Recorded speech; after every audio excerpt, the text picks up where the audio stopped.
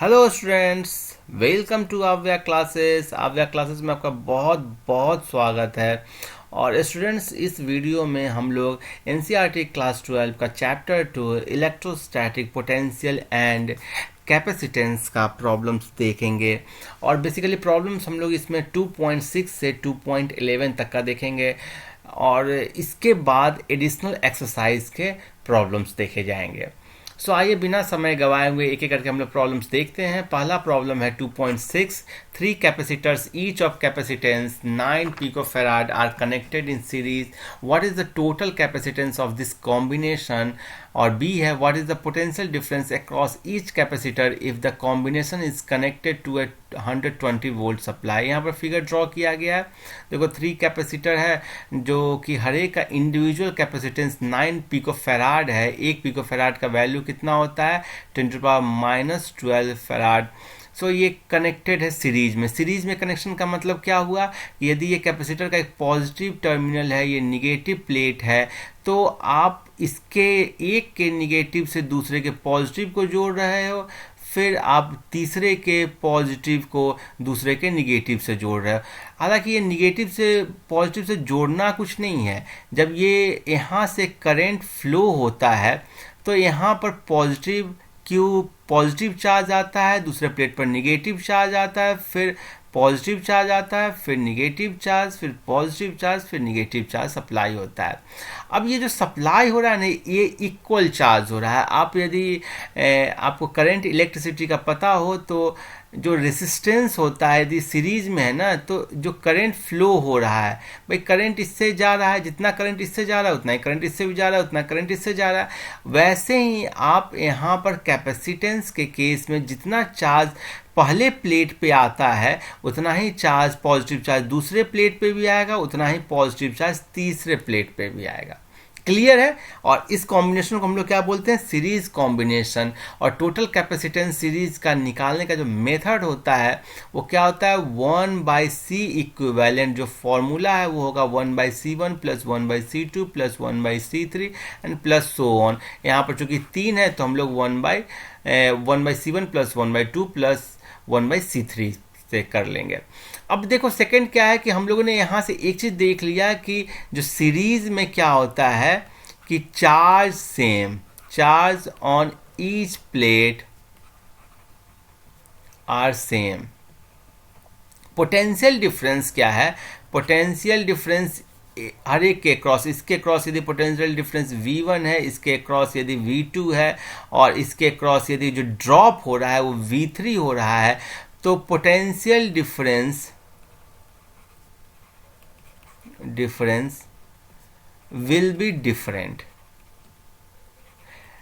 ये सेम भी हो सकता है। सेम तब होगा जब ना हर एक का कैपेसिटर सेम हो, कैपेसिटेंस वैल्यू सेम हो। यदि कैपेसिटेंस वैल्यू सेम होगा तो सेम होगा, लेकिन यदि कैपेसिटेंस वैल्यू डिफरेंट होगा तो डिफरेंट होगा। लाइक यहाँ पर ये सेम है, सब 9 पिकोफैराड है तो ये सेम निकल जाएगा, लेकिन यदि डिफरेंट होता है तो आपको डिफरेंट निकलेगा। सो हम लोग देखेंगे कितना वैल्यू निकलेगा और फॉर्मूला से भी निकाल करके देखेंगे और जो जनरल मेथड सॉल्व करने का होता है उससे भी देखेंगे। सो पहले हम लोग इक्विवेलेंट कैपेसिटेंस निकालते हैं। सो इक्विवेलेंट के लिए 1/C इक्विवेलेंट हो जाएगा 1/9 प्लस 1/9 प्लस 1/9, डेट इज ये हो गया आपको 3/9, that is C equivalent is equal to 3 picofarad. अब हमेशा ध्यान रखना कि यदि n कैपेसिटर्स को सीरीज में ऐड कर दिया जाए, इक्वल कैपेसिटेंस हो, तो C इक्विवेलेंट होता है हर एक का capacitance C divided by n। ये फॉर्मूला है। सो सीधे ये हो जाएगा C divided by 3, that is 3 picofarad. So अब यदि पोटेंशियल की बात करोगे, potential difference across each capacitor, तो 120 वोल्ट है, सबसे इक्वल ड्रॉप होगा। 40 वोल्ट इससे ड्रॉप होगा, 40 वोल्ट इससे ड्रॉप होगा, 40 वोल्ट इससे ड्रॉप होगा। और यहाँ पर बोलोगे potential difference across each capacitor क्या हो जाएगा? V डिवाइडेड बाई n से हो जाएगा। सो वैसे ही यहाँ पर देख लोगे, आप बोलोगे potential difference across each capacitor is equal to 120/3, that is 40 volt. तो ये तो हम लोगों ने जो जनरल मेथड जिसे सॉल्व करते हैं उससे निकाल लिया। अब हम लोग एक बार इसको फॉर्मूला से भी निकाल कर देखते हैं कि सेम आ रहा है कि नहीं आ रहा है। सो आप देखो कि मैं इसको फॉर्मूला से समझने के लिए क्या करता हूं कि नेट जो चार्ज जो ये देगा वो निकालेंगे। सो क्यू क्या होगा, C equivalent into V. Q charge कितना है वो मुझे निकालना होगा। तो क्यू चार्ज, यही क्यू चार्ज जो सब पे जा रहा है, उसके लिए आप क्या करोगे, इसको एक इक्विवेलेंट कैपेसिटर में चेंज कर दोगे और उससे भी ये क्यू चार्ज ही जाएगा। तो सी इक्विवेलेंट का वैल्यू 3 पिकोफैराड आपने लिखा है, तो 3 पिकोफैराड इंटू वी का वैल्यू 120 वोल्ट हो गया, डेट इज 360 पिको कूलम बोल लो, ठीक है। डेट इज आप ऐसे समझो 360 इंटू 10⁻12 कूलम। ये पिको फैराड में ही केवल मत सोचना, पिको एक यूनिट है, ठीक है। सो पिको मतलब हो गया 10⁻12, सो 360 पिको कूलम हो गया। और आप इसके क्रॉस यदि जो पोटेंशियल डिफरेंस V1 निकालना हो तो V1 कितना होता है, आपको मालूम है कि Q is equal to CV होता है। सो V क्या हो गया आपको, Q by C। So potential difference across first plate is equal to charge divided by capacitance। Charge का वैल्यू आपने 360 पिको कूलम निकाला है और जो कैपेसिटेंस है वो क्या है 9 पिको फैराड। सो ये कितना आ गया, देखो ये आ गया आपको 360 into 10⁻12 divided by 9 into 10⁻12, that is 40 volt. So आप इसको सॉल्व भी करके देख लीजिए, थियोरेटिकली भी आपने 40 वोल्ट निकाला था और यहाँ पर भी ये 40 वोल्ट आ गया। सो एग्जाम में कभी सॉल्व करना हो, इक्वल हो, तो सिंपल आप डिवाइड करके निकाल लेना, ठीक है। अदरवाइज आप रेशियो में वैसे ही ब्रेक करोगे, ठीक है। कैसे, आप देखो कि charge Q is equal to CV है, Q तो सेम है, तो जिसका C ज्यादा उसका V कम। आगे बढ़ते हैं, नेक्स्ट प्रॉब्लम देखते हैं। और आव्या क्लासेस को जरूर से सब्सक्राइब करें। ये क्या है, 3 capacitors of capacitance 2 picofarad, 3 picofarad and 4 picofarad are connected in parallel. What is the total capacitance of this combination and determine the charge on each capacitor if the combination is connected to 100 volt supply. तो देखो मैं पहले figure draw कर देता हूँ। ये आपको 3 है, एक आपको 2 पिकोफैराड है, दूसरा आपको 3 पिकोफैराड है और तीसरा आपको 4 पिकोफैराड है। अब एक चीज देखने वाली बात है कि ये कौन सा कॉम्बिनेशन है, पैरेलल है। पैरेलल मतलब क्या हो गया, हरेक का पॉजिटिव, जो हरेक का एक प्लेट आपको पॉजिटिव टर्मिनल ऑफ बैटरी से अटैच होगा और दूसरा आपको निगेटिव टर्मिनल ऑफ बैटरी से अटैच होगा। सो आप यहां पर पॉजिटिव है, यहां निगेटिव आ जाएगा, यहां पर पॉजिटिव आएगा, यहां निगेटिव आएगा, यहां पॉजिटिव आएगा, यहां निगेटिव आएगा। क्लियर है। अब आपको टोटल कैपेसिटेंस यदि पैरेलल कॉम्बिनेशन में निकालना होता है तो C इक्विवेलेंट, ये सारे इंडिविजुअल कैपेसिटेंस को हम लोग जोड़ देते हैं। तो आप यहाँ पर 3 है तो इन तीनों को जोड़ दोगे तो C इक्विवेलेंट हो गया 2 + 3 + 4 पिकोफैराड, डेट इज 4 × 3 × 2 9 पिकोफैराड आ गया। तो C इक्विवेलेंट तो आपको निकल गया। अब आपको ना हर एक के कारण चार्ज निकालना है। अब एक क्या है कि यहाँ पर पैरेलल कॉम्बिनेशन में क्या होता है, वोल्टेज सबके क्रॉस सेम है। ये 100 वोल्ट है ना, ऐसे जाओगे तो इसके क्रॉस भी 100 वोल्ट ड्रॉप हो जाएगा। चार्ज इस पर Q1 आ गया, Q1 इस पर आया, इस पर -Q1 आया। इससे गए तो इससे भी आपको 100 वोल्ट, 100 का गैप तो है ना, तो 100 वोल्ट इससे भी क्रॉस हुआ। चार्ज इस पर आ गया Q2 और ये -Q2। ऐसे गए तो अगेन आपको 100 का आ गया और ये चार्ज आ गया Q3 -Q3। सो आप बोल सकते हो कि पैरेलल कॉम्बिनेशन में वोल्टेज ड्रॉप या potential difference is same. Potential difference क्या होता है, सेम होता है। Charge is different. Charge same भी हो सकता है। चार्ज सेम कब होगा, जब कैपेसिटेंस सबका सेम रहेगा। यहां पर क्या है, कैपेसिटेंस डिफरेंट है। सो आपको चार्ज निकालना है तो चार्ज क्या, Q = CV से निकाल लोगे तो आपको Q1 क्या हो जाएगा, C1 × V। C1 क्या हो गया 2 पिकोफेराड इंटू V का वैल्यू है 100 वोल्ट, सो ये आ गया आपको 200 पिकोकुलम। वैसे ही Q2 का वैल्यू कितना हो जाएगा, देखो 300 पिकोकुलम, और Q3 का वैल्यू क्या हो गया 400 पिकोकुलम। सो पैरेलल कॉम्बिनेशन में यदि मान लेते हैं ये जो कैपेसिटर का जो रेशियो 1:2:3 हो, तो जो चार्ज का रेशियो होता है वो भी क्या होता है 1:2:3 होता है। सो मेरे ख्याल में अच्छे से प्रॉब्लम समझ गए होंगे। अब लोग आगे बढ़ते हैं, नेक्स्ट प्रॉब्लम देखते हैं। प्रॉब्लम नंबर 9 देखने से पहले हम लोग एक कंसेप्ट देख लेते हैं, ratio of charges and potential difference in case of series and parallel combination of capacitors.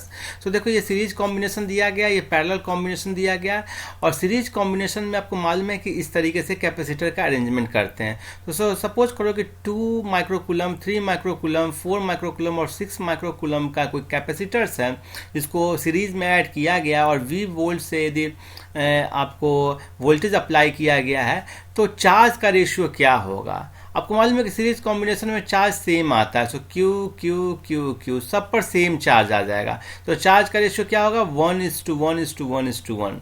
Voltage का रेशियो क्या होगा, ये इंपॉर्टेंट है। तो देखो आप Q का वैल्यू क्या होता है C/V होता है, आपको ये चीज मालूम है। सो यदि इंडिविजुअल कैपेसिटर के बारे में बात करोगे तो इसके लिए Q का वैल्यू क्या हो जाएगा 2 माइक्रोकुलम इंटू वोल्टेज हो गया V1। ठीक है, सपोज करो इसके क्रॉस वोल्टेज यदि V1 है, इसके क्रॉस यदि वोल्टेज V2 है, वोल्टेज ड्रॉप, तो फिर से Q इज इक्वल टू क्या हो जाएगा 3 माइक्रोकुलम इंटू V2। वैसे ही Q का वैल्यू हो जाएगा 4 माइक्रोकुलम इंटू V3, एंड वैसे ही हो जाएगा Q is equal to 6 microcoulomb into V4। So आपको V1, V2, V3, V4 का यदि रेशियो निकालना है तो कैसे निकालोगे, तो ये आप करोगे 2V1 is equal to 3V2 is equal to 4V3 is equal to 6V4। ये सब आपको किसके इक्वल है, Q के इक्वल है। सो क्लियरली V1 हो गया Q/2, V2 हो गया Q/3, V3 हो गया क्या Q/4, एंड V4 हो गया Q/6। सो यहां से आप रेशियो निकाल सकते हो। रेशियो क्या होगा V1, V2, V3, V4 का Q/2 is to Q/3 is to Q/4 is to Q/6, और Q को कैंसिल आउट कर दो जो कि सब में सेम है, तो क्या हो जाएगा 1/2। देखो यही आ गया ना आपको ratio 1/2 is to 1/3 is to 1/4 is to 1/6। So ये तो हुआ ऐसे। अब आप इसका एलसीएम लोगे ना, तो ये जो आपको फ्रैक्शन के रूप में है, ये आपको चेंज हो जाएगा। ठीक है, सो ये हो जाएगा आपको 6:4:3:2। सो ऐसे करके आपको निकालना होगा कभी भी आपको वोल्टेज रेशियो निकालना हो तो, इन case of series combination. Parallel combination में तो एकदम क्लियर है कि वोल्टेज रेशियो सेम होता है, क्योंकि इससे भी उतना ही वोल्टेज ड्रॉप होगा जितना इससे होगा, जितना इससे होगा, जितना इससे होगा, सेम होगा। जो V वोल्ट है वो सबके क्रॉस सेम ड्रॉप हो रहा है। और चार्ज रेशियो क्या है आपको मालूम है, Q क्या होता है C/V होता है। सो V सेम हो गया तो Q is directly proportional to C हो गया। So Q1 is to Q2 is to Q3 is to Q4 is equal to हो गया C1 is to C2 is equal to C3 is to C4। So जो charge ratio, जो capacitance का ratio है वही हो जाएगा, वोल्टेज रेशियो 1 का हो जाएगा। सो आई थिंक ये कंसेप्ट आप समझ गए होंगे। अब हम लोग प्रॉब्लम नंबर 9 देखते हैं। इनफैक्ट प्रॉब्लम नंबर 2.8 है ये। In a parallel plate capacitor with air between the plates, each plate has an area of 6 × 10⁻³ metre square and the distance between plates is 3 mm. Calculate the capacitance of the capacitor if this capacitor is connected to a 100 volt supply, then what is the charge on each capacitor। देखो बहुत ही आसान problem है। ठीक है, आप आराम से solve कर लोगे। पहले आपको कैपेसिटेंस का फॉर्मूला मालूम है क्या है, ε0A/d यदि एयर में है तो, और यदि किसी मीडियम जिसका डाइलेक्ट्रिक कांस्टेंट K होगा उसमें रखोगे तो क्या हो जाएगा K ε0A/d। यहाँ पर एयर है तो आप इसको बोल दोगे 1। ठीक है, ये आपको डाइलेक्ट्रिक कांस्टेंट होता है, इसको आप रिलेटिव परमिटिविटी भी बोलते हो। तो अब यहाँ से देखो सारा वैल्यू डाल दो, सी हो गया एप्सिलॉन नॉट का वैल्यू आपको मालूम है 8.854 इंटू 10⁻⁻12 और एरिया दिया गया है 6 इंटू 10⁻³ डिवाइडेड बाई डी का वैल्यू कितना है 3 mm, सो 3 इंटू 10⁻³ इसको सॉल्व कर दोगे तो आएगा आपको 17.71 इंटू 10⁻12 फैराड। ठीक है, ये आपको मालूम है कि 10⁻12 होता है तो क्या होता है 1 पीको इज इक्वल टू 10⁻12 होता है। ठीक है, सो यहाँ से ये हो जाएगा आपको 17.71 पिको फैराड। आपके बुक में ये अप्रोक्सीमेटली 18 पिको फैराड करके दिया गया है। क्लियर है, आगे बढ़ते हैं। अब यदि इसको 100 वोल्ट सप्लाई से कनेक्ट किया जाए तो चार्ज क्या होगा, देखो ये कैपेसिटर है और यही इसका कैपेसिटेंस निकाले, इसको 100 वोल्ट का एक बैटरी है उससे आपने सप्लाई कर दिया, अटैच कर दिया। सो चार्ज होगा Q is equal to CV हो गया और C का वैल्यू आपको मालूम है 17.71 पिको फैराड इंटू V का कितना है 100 वोल्ट। सो ये हो जाएगा आपको 1 आपको 17.71 इंटू 10⁻² पिको कूलम्ब। ठीक है, पिको यहाँ पर पिको फैराड है तो पिको कूलम्ब हो जाएगा।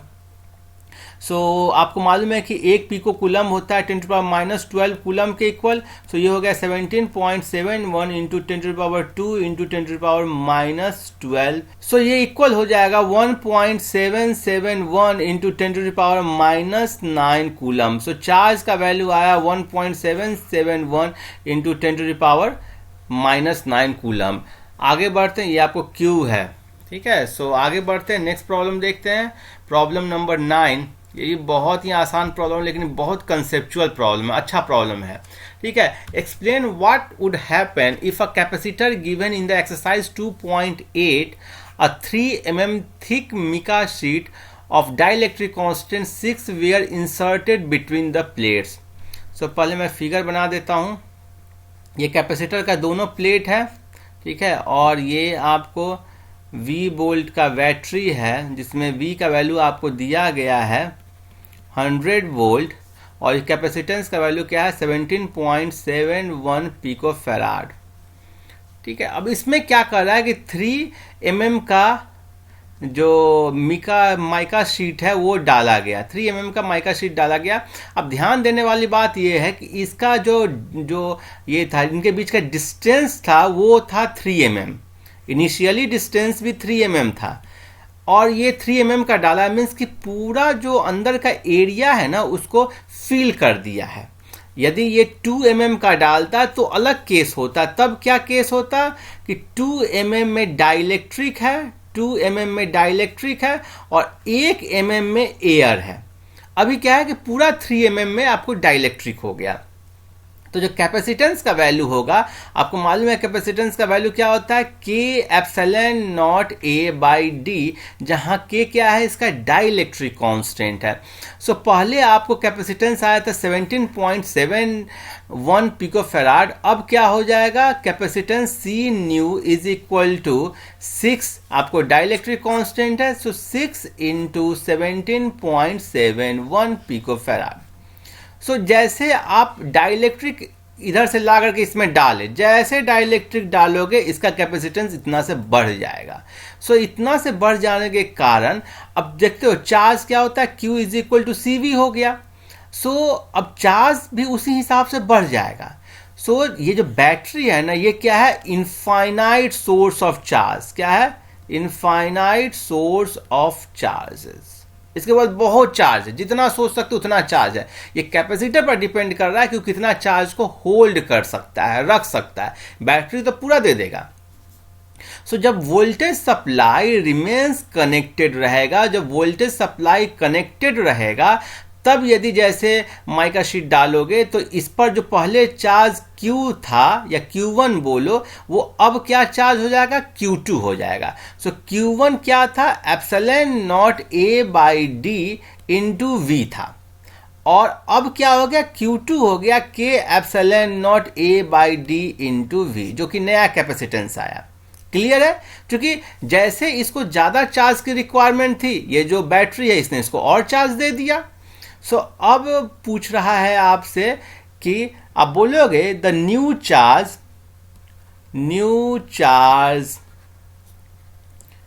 On capacitor is Q new is equal to, मैं आपको समझाने के लिए इतना चीज लिखा, ये क्या हो जाएगा, आप पहले निकाले थे 1.771 इंटू 10⁻19 कूलम निकाले थे, इसको आप सिंपली बस K से मल्टीप्लाई करना है। K क्या है? 6। सो आप 6 से इसको मल्टीप्लाई कर दोगे तो ये कितना हो जाएगा, ये आपको आ जाएगा 1.06 इंटू 10⁻8 कूलम। समझ गए? आपको न्यू चार्ज, आपके बुक में आंसर में थोड़ा डेविएशन होगा क्योंकि बुक ने क्या किया है, यहाँ पर इसने 1.8 करके सॉल्व किया है। सो 1.8 करके सॉल्व करोगे तो क्या होगा, 1.08 करके आ जाएगा। ठीक है, सो ये तो आप समझ गए। सेकेंड वाला बहुत इंटरेस्टिंग केस है। तो सेकेंड वाले केस में क्या बोला है कि after the supply was disconnected, means कि सप्लाई को पहले डिस्कनेक्ट कर दिया गया, तोड़ दिया गया, मीन्स कि अब बैटरी चार्ज इसको सप्लाई नहीं कर सकता है, और तब माइका शीट को डाला गया। सो पहला क्या है, आपको सप्लाई वाज रिमूव्ड, ठीक है, supply was removed and then mica sheet was inserted. So battery तो है नहीं कि आपको एडिशनल चार्ज अब दे देगा। सो जो चार्ज इसके पास में बस वही चार्ज रहेगा, इसका जो वोल्टेज है इसके क्रॉस वो अब खत्म हो जाएगा। सो आप बोलोगे Q new charge is equal to Q old, जो ओल्ड चार्ज था उतना ही अब न्यू चार्ज रहेगा, लेकिन कैपेसिटेंस चेंज हो गया। सो आपको, और C न्यू हो जाएगा K इंटू सी ओल्ड। ठीक है, सो आपको मालूम है कि K का वैल्यू 6 हो गया, C ओल्ड कितना था, 17.71 पिको फेराड, और Q न्यू का वैल्यू तो आपने निकाल दिया। सो वोल्टेज, जो न्यू वोल्टेज होगा वो कितना हो जाएगा इस केस में, देखो आपको चार्ज है ये Q न्यू क्या है, 1.06 into 10⁻8 coulomb divided by 6 into 17.71 into 10⁻12 farad. ठीक है, सो ये आपने सॉल्व कर दिया तो आपको यही आंसर आ जाएगा। और आंसर क्या आ जाएगा, इसको सॉल्व करोगे तो इफेक्टिवली ये 100 वोल्ट था पहले, अब उसमें 6 से डिवाइड हो गया। सो ये कितना हो जाएगा, देखो ये हो गया 16.7 वोल्ट। सो अब के केस में पहले सप्लाई को रिमूव कर दिए, फिर माइका शीट को डालोगे तो जो वोल्टेज जो है इसका 16.7 वोल्ट में चेंज हो जाएगा, चार्ज सेम रहेगा। समझ गए? कोई भी डाउट हो, किसी भी तरह का डाउट हो, आप किसी और तरीके से चाह रहे हो कि मैं समझाऊं तो मुझे कमेंट करके बताइएगा। आगे बढ़ते हैं, नेक्स्ट प्रॉब्लम देखते हैं। Problem number 11, a 600 picofarad capacitor is charged by 200 volt supply.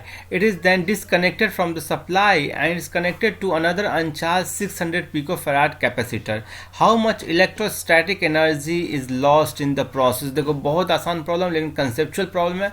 पहले मैं इसका फिगर बना देता हूँ फिर आपको समझाता हूँ। तो ये देखो एक 600 पिकोफैराड का कैपेसिटर है जिसको आपने 200 वोल्ट के बैटरी से अटैच कर दिया। ठीक है, सो जैसे आप अटैच करोगे इस पर एक क्यू चार्ज आएगा। ठीक है, यहाँ से इस पर एक पॉजिटिव प्लेट से पॉजिटिव चार्ज आएगा और निगेटिव प्लेट से आपको निगेटिव चार्ज आएगा। सो यहाँ पर प्लस क्यू चार्ज आएगा, यहाँ पर माइनस क्यू चार्ज आएगा, और इस क्यू का वैल्यू कितना होगा, क्यू का वैल्यू होगा C into V, that is 600 pico farad into volt हो गया 200 volt, that is 1200 in pico coulomb.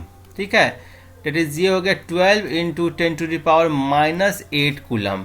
Clear है? सो इतना इस पर चार्ज आएगा।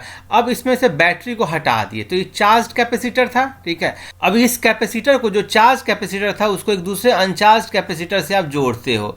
सो ये देखो, ये आपको एक अनचार्ज कैपेसिटर है, यहाँ पर ये चार्ज कैपेसिटर है, प्लस क्यू इस पर चार्ज था, इसको आप एक अनचार्ज कैपेसिटर से जोड़ते हो। ठीक है, इसको मैं यदि C1 बोलूँ, इसको C2 बोलूँ, तो ये ना जैसे आप जोड़ोगे चार्ज का रीडिस्ट्रीब्यूशन होगा और ना ऐसे आपको करंट फ्लो होगा और इस पर पॉजिटिव चार्ज आ जाएगा, इस पर निगेटिव चार्ज आ जाएगा।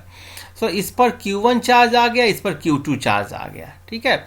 सो आप बोलोगे कि यदि इनिशियल टोटल चार्ज Q था तो अब क्या चार्ज हो गया, Q1 और Q2, और क्या होगा यहाँ पर Q1 plus Q2 is equal to Q। ये आपको चार्ज कंजर्वेशन से हुआ। सेकेंडली देखो कि किस पर कितना चार्ज आएगा, ये डिपेंड करेगा कि इसका कैपेसिटेंस क्या है। देखो ये इसका पॉजिटिव प्लेट है, ये इसका निगेटिव प्लेट है। सो ये पॉजिटिव टर्मिनल से अटैच्ड है, ये निगेटिव से अटैच्ड है, इसका भी पॉजिटिव से अटैच है, निगेटिव से अटैच है। सो दोनों का पोटेंशियल सेम है। आप क्या बोलोगे, सेम पोटेंशियल। तो सेम पोटेंशियल के कंसेप्ट से आप चार्ज का डिस्ट्रीब्यूशन निकालोगे। लाइक आपको V1 is equal to V2 हो जाएगा और Q1 by C1 is equal to Q2 by C2 हो जाएगा। सो ये आपको कंसेप्ट ध्यान रखना है। अब देखो कि यहाँ पर चूंकि C1 और C2 सेम है, दोनों आपको सेम कैपेसिटेंस है, सो आपको इक्वल चार्ज का डिस्ट्रीब्यूशन हो जाएगा। That is Q1 is equal to Q2 is equal to Q by 2। जो हाफ चार्ज इस पर आ जाएगा, हाफ चार्ज इस पर रहेगा। समझ गए, कोई दिक्कत नहीं होना चाहिए। सो आपको इनिशियल कितना था चार्ज, 12 इंटू 10⁻⁸ कूलम। सो हर एक पे चार्ज कितना आया, आपको हर एक पे चार्ज आ गया 6 इंटू 10⁻⁸ कूलम। समझ गए ना। अब आपको नया इलेक्ट्रोस्टैटिक एनर्जी निकालना है। सो ओल्ड इलेक्ट्रोस्टैटिक एनर्जी आप ई ओल्ड पहले निकाल लो। ये हो जाएगा 1/2 CV², इट इज 1/2। सी का वैल्यू कितना है आपको, 600 पिको फैराड, इट इज 600 10⁻12, और V² हो गया 200 इंटू 200। सो ये आपको कैंसिल हो गया, 100 हो गया, और ये हो गया 600 into 200 into 100 into 10⁻⁻12, that is ये हो गया आपको 1.2 इंटू 10⁻⁻5 जूल। सो ओल्ड जो एनर्जी था वो इलेक्ट्रोस्टैटिक एनर्जी ये हुआ। अब new electrostatic energy E new आपको निकालना है। तो अब देखो यहाँ पर बैटरी नहीं है, तो 1/2 CV² का फॉर्मूला का आपको यूज़ नहीं करना है। आपको कौन सा फॉर्मूला का यूज करना है, चार्ज डिवाइडेड बाय Q²/2C का। सो पहले के कारण क्या हो जाएगा, Q1²/2C1, दूसरे के कारण भी हो जाएगा Q2²/2C2, और Q1 Q2 दोनों का वैल्यू है Q/2 के इक्वल। सो ये हो गया Q/2 का whole square by 2C plus Q/2 का होल स्क्वायर बाई 2C। सो ये हो गया 1/4, यहाँ से निकल जाएगा, और 1/4 Q² बाई, इनफैक्ट 1/8 कर दो, Q² by C plus Q² by C, that is 1/8 2Q² by C, that is Q² by 4C। So आप देखो पहले एनर्जी क्या था, 1/2 CV², डेट इज Q²/2C। सो पहले एनर्जी क्या था, Q²/2C, अब हो गया Q²/4C, तो हाफ एनर्जी हो गया। सो 1.2 इंटू 10⁻⁵ जूल की जगह अब क्या हो जाना चाहिए, 1.2 इंटू 10⁻⁵ डिवाइडेड बाई 2 जूल, इतना हो जाना चाहिए। आप ऐसे भी निकाल सकते हो, या आप इसमें वैल्यू पुट करके भी देख सकते हो। लाइक आप वैल्यू पुट कर दोगे तो क्या हो जाएगा, 6 इंटू 10⁻⁸ का whole square divided by 2 into C का वैल्यू कितना है, 600 इंटू 10⁻⁻12। तो एक के कारण हो गया, दूसरे कारण भी सेम है, तो सिंपली इसको 2 से मल्टीप्लाई कर दोगे। फिर आप इसको सॉल्व करोगे ना, तो देखोगे कि यही चीज आ जाएगा, सेम चीज आ जाएगा। ठीक है। सो आप बोल सकते हो कि पहले एनर्जी था 1.2 इंटू 10⁻⁵ जूल, अब हो गया है 0.6 इंटू 10⁻⁵ जूल। तो कितना एनर्जी लॉस्ट हो गया, हाफ एनर्जी लॉस्ट हो गया। That is energy lost, E lost is equal to 0.6 into 10⁻⁵ joule, that is 6 into 10⁻�6 joule. और एनर्जी लॉस होता कहाँ पर है, देखो यहाँ पर तार है, तो इस तार से होकर के जब आपको चार्ज फ्लो कर रहा है तो उसमें हीट में भी एनर्जी लूज हो रहा है, यहाँ पर रेसिस्टेंस भी लग रहा है। सो ये सब में एनर्जी आपको लूज हो रहा है। सो आप ऐसे करके इसको निकालते हो। सो आई एम श्योर आपको वीडियो बहुत अच्छा लगा होगा। आपको कहीं से भी डाउट हो, कुछ भी हो, तो मुझसे आप पूछिए, कमेंट करके पूछिए, अपने फ्रेंड्स के साथ शेयर कीजिए, लाइक कीजिए। आपने जो सब्सक्राइब नहीं किया है तो इसे प्लीज़ सब्सक्राइब करें। Keep watching, happy learning, thank you.